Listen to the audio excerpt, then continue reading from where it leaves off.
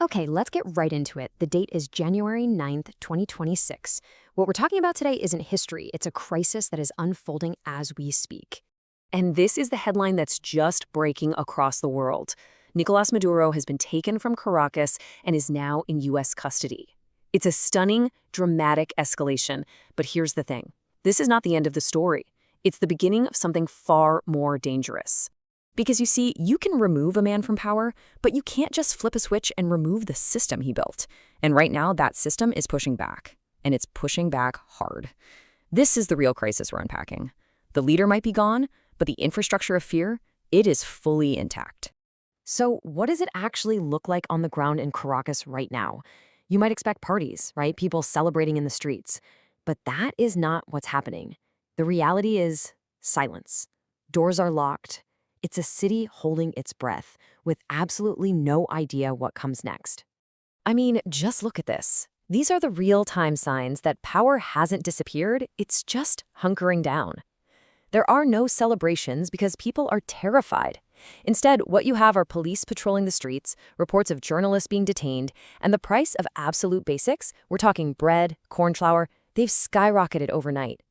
Fear is the only thing anyone is trading in right now. And that just brings us to the one central question that hangs over this entire situation.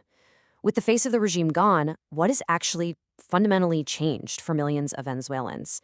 The answer is really unsettling. Because what we're witnessing here is not a power vacuum, it's not a collapse, it's a regrouping. The deep-rooted power structure that kept Maduro in place for all those years, it hasn't gone anywhere. If anything, it's digging in. And this lays out the paradox perfectly. One man, Nicolás Maduro, is gone.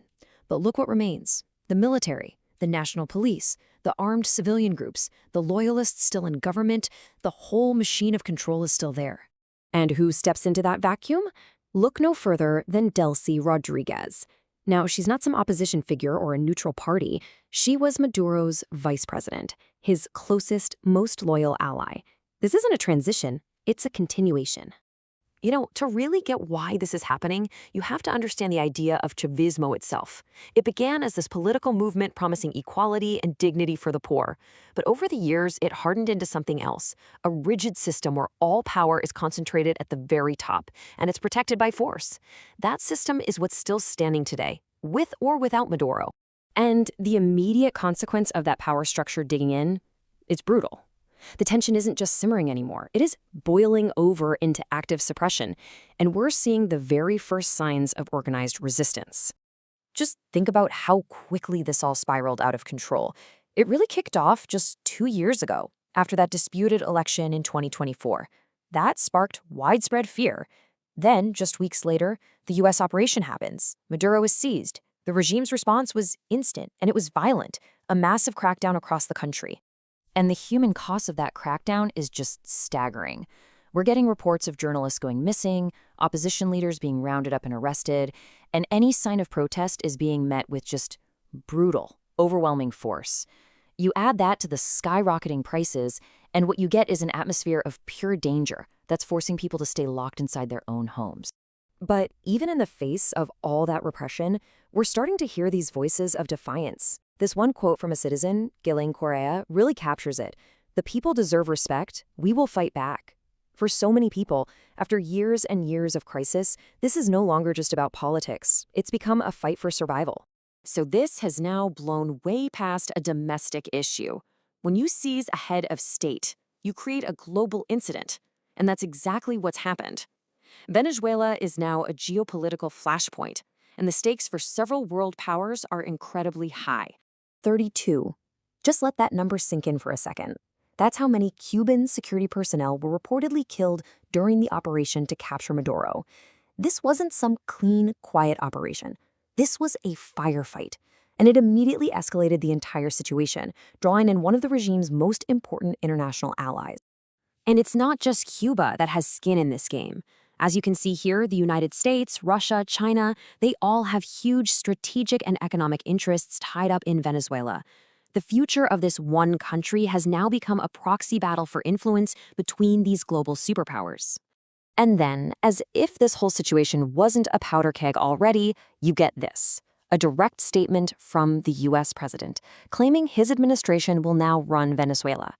A statement like that just throws gasoline on the fire. It creates this combustible uncertainty and dramatically raises the odds of a much wider conflict. So the big question on everyone's mind is, where does this all go from here? Right now, the future is completely up in the air, but analysts are seeing 3 potential ways this could play out. And believe me, none of them are easy. Basically, there are 3 forks in the road. The best case scenario, that's the optimistic path, a stable, negotiated transition of power with international aid coming in to help rebuild the shattered economy. The worst case, the collapse path. We're talking complete chaos, another round of military intervention, and the country just descending into anarchy. But the most likely outcome, according to people on the ground, is what they're calling the painful path, a deeply divided nation trapped in a cycle of violence where the economic crisis just stumbles on and on with no end in sight. And that's exactly why this moment is so critical.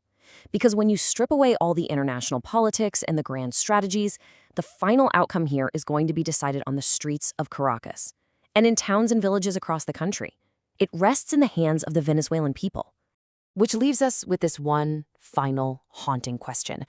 After so many years of collapse and now this new violent chapter, can Venezuela actually rebuild? Or is it destined to remain broken, a country at war with itself? The world is watching. But right now, there are no easy answers.